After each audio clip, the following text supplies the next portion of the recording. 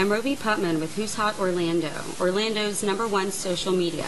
I'm here at Fox 35 News, and I'm interviewing Amy Kaufeldt, Fox 35 anchorwoman. Well, I have to say, you were one of my favorite anchorwomen in Orlando. I love you. I'm serious. You're sweet.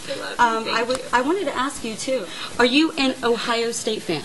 I love the Buckeyes. Yes, I'm a big Buckeye fan because when you grow up in Columbus, even though I didn't go to Ohio State, you are brainwashed Buckeye. There's no way around it. It is basically like in your blood. You actually bleed scarlet and gray. So, yeah, I love the Buckeyes. Well, for me, a Buckeye is a dessert. Do you know what Buckeyes is? Yes. Oh, yeah, my mom used to make them when I was a kid. Roll up the peanut butter balls, dip them in chocolate. We would eat them pop them like jelly beans. See, she knows, the girl next door. I know, it's good. Good stuff. So you're married? I'm married. Yes, I've been married 7 years. We actually got married right before we moved to Orlando.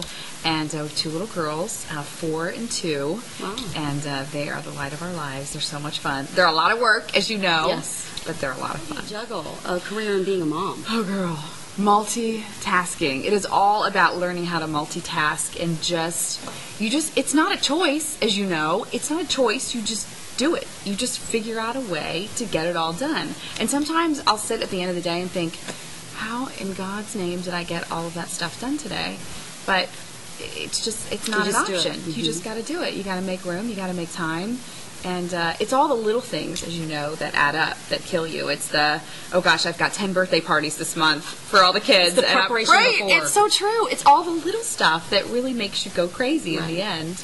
But you just do it. You know, I've always loved writing, and I think that I started out doing the high school newspaper and loved to write, and I did really too. enjoyed that. Did you really? Yeah. So I started off doing that, which I loved, and then I got to college and I got really involved in the college radio station, doing news on the radio station. So then I was kind of working on, how I sounded, and I wasn't really focused about how I looked. And then I thought, you know what, maybe I should just do a couple TV internships and just see if I like that.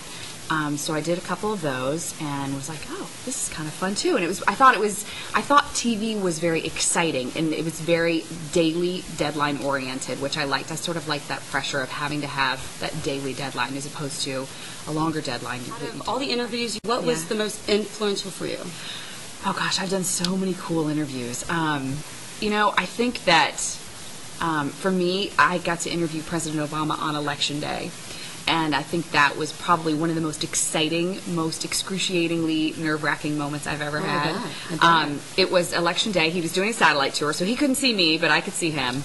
And you put so much thought and preparation and time into what am I going to ask, and is he going to think I'm a big dork? And he's doing a million of these. He's done so many interviews that you can only imagine the crazy things he's been asked. But I tried to have fun with him, and I asked him about Dwight Howard, who he'd met several times. And of course, the president likes to play basketball, so we had a little Magic talk in there, and the Magic, of course, did really great last year, so we talked about that, and it ended up being okay, but it was pretty exciting. What was the most bizarre? Oh gosh, there's so many bizarre ones too. I interviewed Jay Leno once, and I remember asking him about his relationship with David Letterman. Okay. And I remember he got very sort of prickly about that question, because they're not best friends, as you know. Right. And he got very prickly about that question, and a little uncomfortable, and it sort of made me uncomfortable, and we quickly ended the interview after that. Oh, it's the awkward moment. The awkward moment. It's like, oh, okay, it's nice meeting you. I have the microphone, so that's my emo sometimes. He runs. It's okay, But he was very nice. Why is Big Brother and Big Sister of Central Florida a charity of your choice? You know what, I love this charity so much because it makes such a huge difference in the lives of children who are disadvantaged. You either have parents who are incarcerated, they come from maybe just a broken home where the parents are working so many jobs trying to make ends meet, they don't have as much time for the kids as they would like.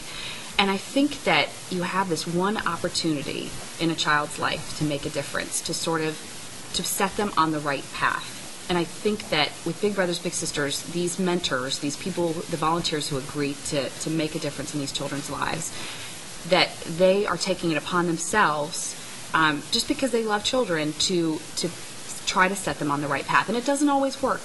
But I think that in most of the cases that these kids just need someone to love them and pay attention to them and make them know that they're special and important. And is just a great organization. What's sad is that the Central Florida chapter of Big Brothers Big Sisters has hundreds of kids who are on a waiting list right now. Oh, wow. Mostly boys. It is harder to find male mentors. Females, as you know, because we're good multitaskers, we're much better at volunteering our time. But for whatever reason, they have a harder time getting men to volunteer. And so they have hundreds of kids on waiting lists waiting for someone to step in. So it's not one of those organizations where, you have to donate money. They would just be happy with somebody who's willing to spend 1 hour a week or 1 weekend a month with these kids and try to turn them around or just help them out or be a friend. How can people get involved with Big Brother and Big Sister of Central Florida? Well, it's a process. When you volunteer, they don't automatically just match you with a child. You have to go through a background check, which is very important because you have to make sure that the person who is volunteering doesn't have any kind of criminal history. There's no history of any kind of abuse or anything going on with that person. So all those things are very important. So the parents of these children can be comfortable with the fact that, their child's big is somebody that, that they can trust because they're going to be spending a lot of time with this person. So it is a process. You do have to go through the whole background check, and it usually takes, several weeks to a month before they will match you with a child. And they're really cool about making sure that they match the child's interests with your interests, that they find some common ground, some things that maybe you both like. Maybe you both like to play basketball, or you both like basket weaving, or whatever it is, so that you feel there's a bond. There's sort of an instant connection there. So it's a lot of fun. Big Brother, Big Sister of CentralFlorida.org. Find out. Oh, real quick, I have to. This interests me. She is my role model because of this. I heard you hike the Grand Canyon in one day. Well, it was crazy. I don't recommend it. And I was in college, so, I was a little firmer. Exhausted. In one day. But yeah, it was so fun. We actually, I was working there for the summer. I was looking for something fun or different to do, sort of a summer adventure before I had to venture out to the real world. Oh, yeah. And so I took this job working at the El Tovar, which is, if anybody's ever been to the Grand Canyon, it's this big old historic lodge right on the south rim of the canyon. And so I met this guy. And it's about the guy. It's always about the guy. I met this cute guy, and I was like, oh, well, got to be, very close. And he was like, we should do? We should take a day off. We should hike to the bottom of the canyon and then hike back up in one day.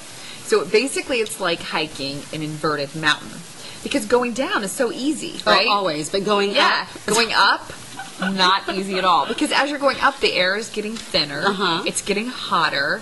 And honest to God, we were passing people as we were walking up the trail. I remember we're passing people who were like passed out along the side. Yes, exactly.